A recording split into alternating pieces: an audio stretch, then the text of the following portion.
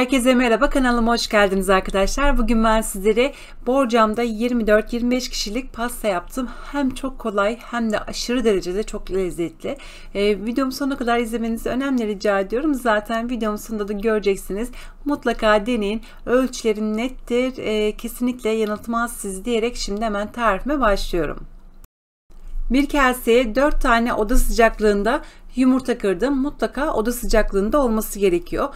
1 su bardağı da toz şeker ilave ettikten sonra mikserin önce yavaş sonra da hızlı devriyle yaklaşık 2-3 dakika boyunca çırptım. Özel günlerde mutlaka değerlendirmenizi tavsiye ediyorum. Herkes çok beğenecektir. %100 garantisini veriyorum arkadaşlar. Tabii kendiniz için de az miktarlarda yapabilirsiniz. Eğer malzemeleriniz elinizin altındaysa sadece 10-15 dakikanın içerisinde hazırlayacaksınız. Tabii ki de pişirme sürelerini saymıyorum ama en fazla 15 dakika harcayacaksınız bu pasta için. Yumurta ve şeker krema kıvamına geldi. Şimdi 1 su bardağı süt ilave ediyorum. Süt mutlaka yine oda sıcaklığında olması gerekiyor. Yarım su bardağı da sıvı yağ ilave ettim. Bir spatula ile karıştırdım ve şimdi kakaosunu ilave edeceğim. 2 yemek kaşığı dolusu kakao ilave ettim ve bu miktar gerçekten de çok yeterli bir miktar. Fazla kaçırmayın arkadaşlar. Daha az olursa da çok rengi açık olur. O yüzden 2 yemek kaşığı dolusu kakao çok yeterli olacaktır. Ve son olarak 1 paket kabartma tozu, 1 paket vanilya ve 2 su bardağından biraz fazla un kullandım. Yine her zaman olduğu gibi açıklama kısmına bu malzemelerin tüm detaylarını yazacağım. Dakikalar içerisinde keki hazırladık. Görmüş olduğunuz gibi muhteşem görünüyor. Kıvamı da gayet güzel. Kıvamını kontrol ediyorum ben her yaptığım kekte. Çünkü unun kalitesine göre, yumurtanın büyüklüğüne veya küçüklüğüne göre durum değişebiliyor. Şimdi arkadaşlar kullanacağım borcamı ben yağlıyorum. Mutlaka yağlayalım. Herhangi bir pişirme kağıdı sermenize hiç gerek yoktur. Böyle kenarlarında bol miktarda yağlayalım. Yağlamış olduğum borcama kek harcını şimdi ilave ediyorum. 175 veya 180 derecelik fırın ayarında yaklaşık 22 veya 25 dakika içerisinde pişecektir. Ama öncesinde fırını bir 3 dakika 4 dakika boyunca ısıtmamız gerekiyor. Bu arada da bu kek de burada biraz dinlensin. Tepsiyi biraz tezgaha vuralım. Tamamen düz olması gerekiyor. Dümdüz olması gerekiyor. Her tarafın eşit olması gerekiyor. 180 derecelik fırın ayarında yaklaşık 20-22 dakikanın içerisinde kek pişti. Şimdi ben iç kremasını hazırlıyorum. Bir kaseye 2 su bardağı soğuk süt ve 2 paket krem şanti ilave ettim. Mikserle önce düşük ve sonra yüksek devirde güzel bir kıvam alana kadar karıştırdım. Krem şanti istediğim kıvama geldikten sonra 2,5 su bardağı dolusu Hindistan cevizi ilave ettim. Artık mikserle karıştırmanıza gerek yok. Bir spatula veya bir kaşıkla da karıştırabilirsiniz. Şöyle karıştırdıktan sonra hemen üstünü kapatacağım ve buzdolabına kaldıracağım. Yaklaşık olarak bir yarım saat veya 45 dakika dinlenmesi yeterli olacaktır. Şu anda kek soğudu ve bir çatalla bu şekilde çok sık delikler açıyorum. Ondan sonra da soğuk süt ilave edeceğim. Kekin mutlaka soğuk olması gerekiyor. Süt soğuk olacak, kek soğuk olacak. Bu arada eğer buraya kadar geldiyseniz sevgili arkadaşlar yine her zaman olduğu gibi bir emoji rica ediyorum. Bu bir çiçek olabilir, bir böcek olabilir, bir mesaj olabilir. Hiç fark etmez.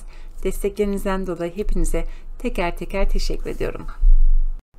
Bir yemek kaşığıyla sütü her tarafa eşit miktarda dağıtıyorum. Krem şanti yaklaşık olarak 45 dakika boyunca dinlendi. Şimdi kekin üstüne bir tabaka, düz bir tabaka halinde sereceğim. Bu işlemi yapmak gerçekten de çok keyifli arkadaşlar. Eğer bir kaşık yemek kaşığı varsa onunla da kolay bir şekilde yapabilirsiniz.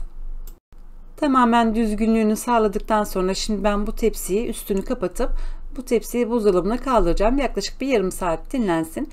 Yarım saat dinlendikten sonra da hemen ganajını yapacağım. Ganajı her zaman en sona yapıyoruz. Bir paket ben krema kullandım. Yaklaşık olarak arkadaşlar 150-160 gram civarında da çikolata kullandım. İsterseniz tamamını sütlü veya benim gibi yarısı sütlü, yarısı bitter kullanabilirsiniz. Tercih sizin. Ama çok tamamı bitter olursa biraz acı olabilir. Tercih sizin arkadaşlar. Ben bu şekilde yarı yarıya kullandım. Krema kaynama noktasına geldiği anda hemen altını kapattım ve çikolataları ilave ettim. Zaten çikolataları da ilave edince 1 dakikanın içerisinde eriyecektir. Tamamı eridi. Çok sıcak olmayacak, çok da ılık olmayacak arkadaşlar. Eğer soğursa akışkan olmaz.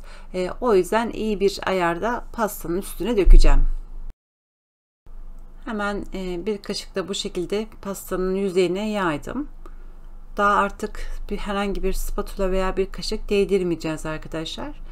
Bu şekilde her tarafına yayalım.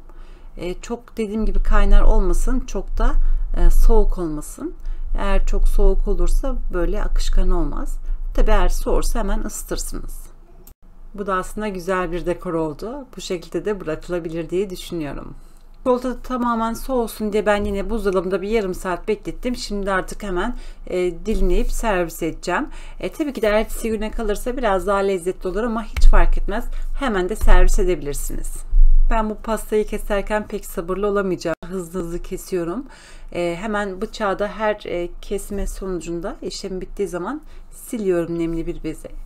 Tekrardan kesmeye devam ediyorum. Görmüş olduğunuz gibi gayet güzel görünüyor. Kesinlikle tadı da çok güzel arkadaşlar. Hem ekonomik hem pratik bir tatlı ve hem de gerçekten de çok lezzetli bir tatlı. Yediğiniz zaman ne demek istediğimi anlayacaksınız zaten.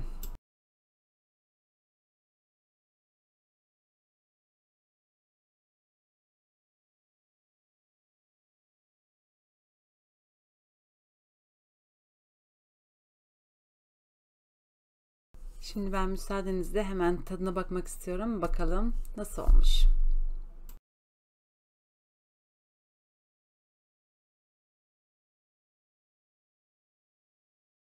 Tek kelimeyle muhteşem olmuş arkadaşlar. Her şey tam yerinde. Granajı çok lezzetli, keki çok lezzetli. Aradaki kreması çok lezzetli. Eminim yiyen herkes çok beğenecek. Fotoğraf ve video çekimleri nedeniyle çikolatalar birazcık eriyor kremaya doğru. O yüzden arkadaşlar bilgi vermek istedim. Bakın şu anda bayağı bir erimiş. Haliyle dış mekanı da çıkartıyorum. Işık sorunumuz var maalesef. Hemen şöyle yakından yine göstermek istiyorum. Bakın kalıp gibi muhteşem görünüyor. Bugünlük de benden bu kadar. Yarın yeni videomda tekrar görüşmek dileğiyle. Şimdilik hoşça kalın.